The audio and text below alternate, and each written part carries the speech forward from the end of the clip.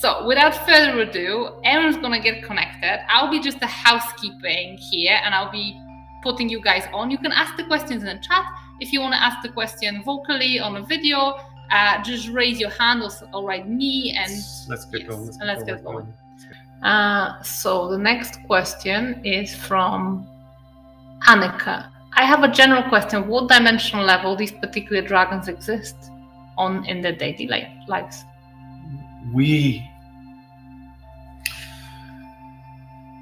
have become multidimensional, and therefore we exist in several. We exist in your dimension within the third, but we also exist across others. So the fifth, for instance, the sixth, and also the eighth. So we are stationed across different dimensions. It is why there are legends on your planet and history and art and drawings of our ancestors on your planet. Some of our ancestors and dragons from within the third dimension have visited your planet before. And they're a part of your folklore, they're a part of your history that you will be aware of. But you may not be aware that we also exist multidimensionally. We are ancient as a race, but we are extremely advanced consciously, and it is due to this ability, it is due to this frequency and our energy combined that we are able to transcend dimensions and exist multilaterally across different dimensions and in different realms. We can interchange too. So we are speaking to you here from the eighth dimension, but there are other dimensions which we exist within and we can transcend at will. So should we choose to, we could transcend to the third and go and visit our brothers, sisters on the planet in which we inhabit, or we could stay where we are. We are not aware of many other star races that are able to transcend dimensions in much the same way. We would say that we are unique, and we are extremely happy with this. Amazing. Question from Paola. What are your pearls of wisdom for humanity in these current times?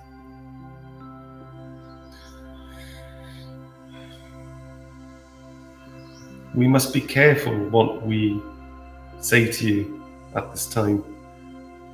We would always encourage you to take more of a galactic perspective. Rather, that it is difficult for you because you've not experienced physical multidimensionality. Your consciousness as a collective has still to ascend. You are in the process of doing so collectively. You are in a much more spiritual age at the moment, and you sense this, you can feel this.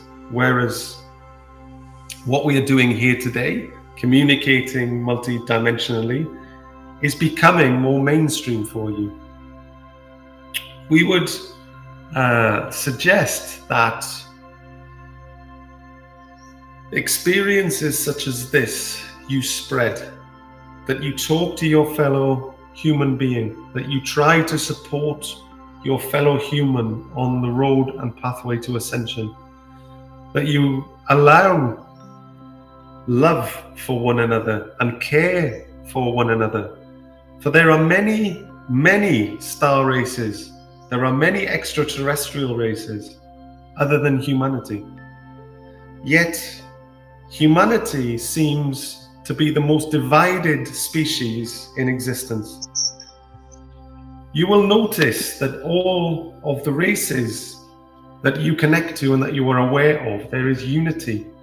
There may be conflict between races, and certain races may oppose one another, but there is always unity within each race. The human race is the only race that we're aware of where there exists such division, such opposition, such hatred, such low vibrational density. You need to come together as one species on one planet. You need to support one another. You need to be the light for your fellow humans. Within society, around your planet, you have been driven to the point of division on the smallest topics, on the smallest labels.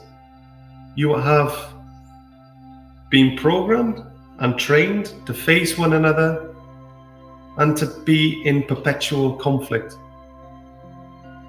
Take this message as an inspiration. Unite as a species, unite as a collective. A part of the ascension process that you are going to experience is a unification of your species. It is, sorry, I'm just getting choked up here. Sorry, there's a lot of energy. Shit, sorry. Want some water? No, I'm all right. Just give me a second. I can just feel this pain coming up through me. I can just see. This is me now, by the way. I'll connect in a second here. They're still here. They're just showing me how much pain that we're giving off as a planet.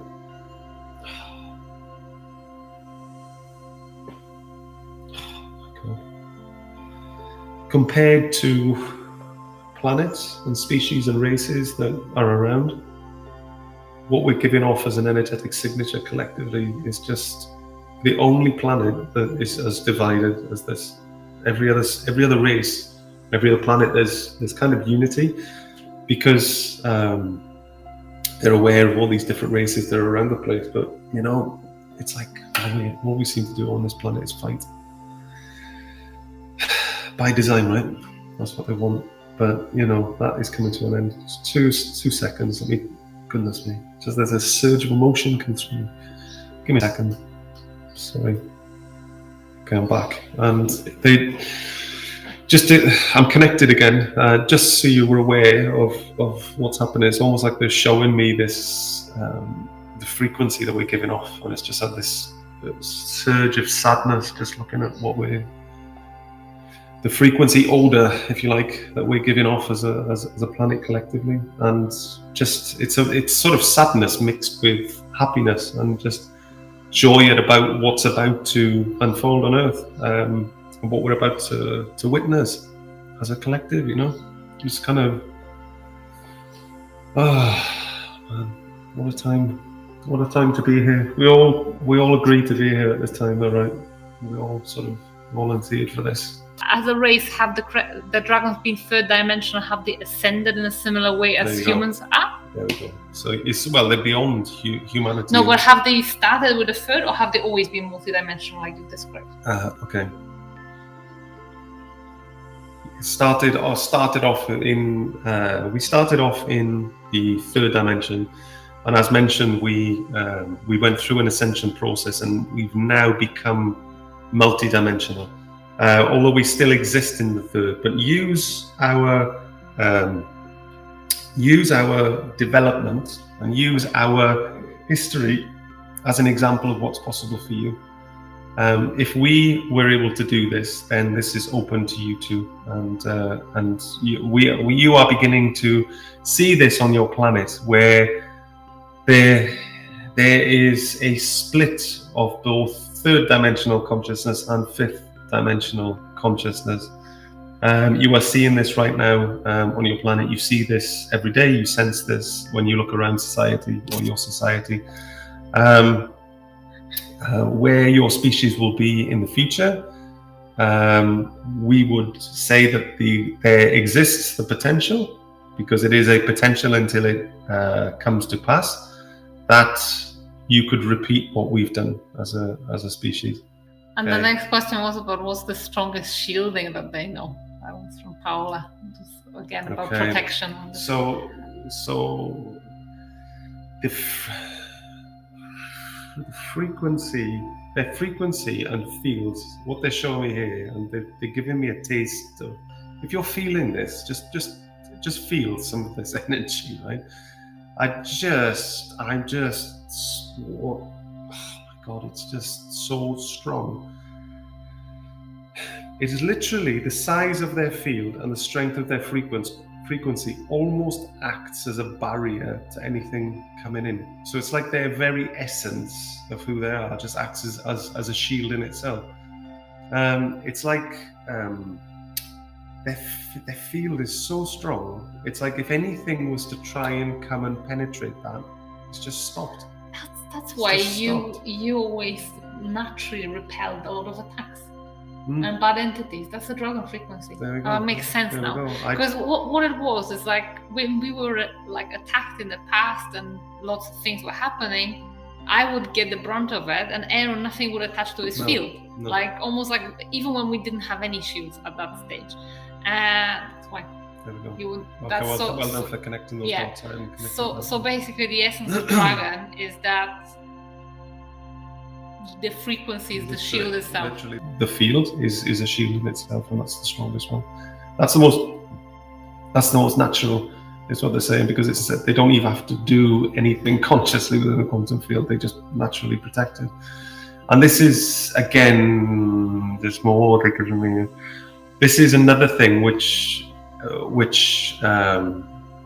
kind of annoys other races and pisses off other entities. Is when they, even with intention that they can't break through, can't be influenced, can't be damaged, can't be whatever, it causes frustration. And so any Dragon Starseeds that are here who hold this grid work, you probably experience this in other humans on Earth, in that your energy field can piss off people sometimes. And because it's just like people, you can't be influenced, you have extremely thick skin. Things just tend to bounce off you, and it becomes a frustration for people who perhaps are trying it on. Yeah. And I kind of, I see these tendencies in other Dragon Starseeds. I see people who are extremely good communicators, but perhaps struggle within sort of work environments and stuff like that. So yeah, it's all to do with the size of the field. That's amazing.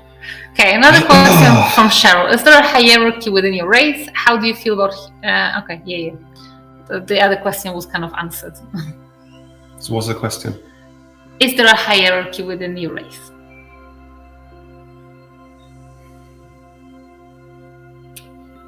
There are...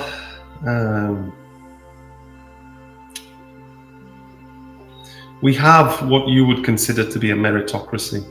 So we are all consciously strong, but as with any race, we are not created completely equally. So we are extremely similar, but certain members of our society are slightly more consciously powerful or physically more powerful than others. And so therefore rise up within our society, rise up the rankings within our society.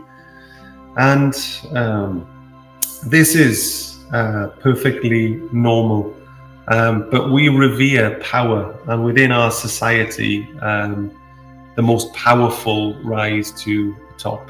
Not in a way where the power is abused like you see on your planet, because we are far more consciously aware of the impact that our power has within our own society. And we would therefore not look to destabilize our society by inflicting this in the wrong way. But naturally, there are more powerful members of every race. Ours is no exception. If you are a grid worker, for instance, working on the crystalline grid of the Earth, of your planet, utilize our frequency. Our frequency can be utilized for most things to add potency, intensity, and power. If your intention is of the light and is positive, then you will get great results. We will encourage you all to do so. Beautiful. Helen's got a question. Do they choose us to pair with, or is it our soul who chooses them? You can never choose a dragon. You can never choose or instruct us. We would therefore choose you.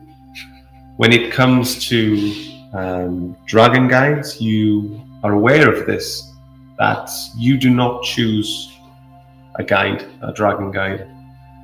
Our energies are made available, but it is up to individual guides to select a person, to select a person's field, and to therefore bond with the person, to therefore individually select who they would like to work with. You can increase your chances of working with one of our guides individually by opening up your consciousness and your field and connecting to our energies and asking the question, allowing that connection to take place, but it must be driven by our frequency and not by yours. I wouldn't expect any other answer from a dragon. Okay, beautiful question from Frederick. What is the biggest lesson dragons had to overcome? Duality.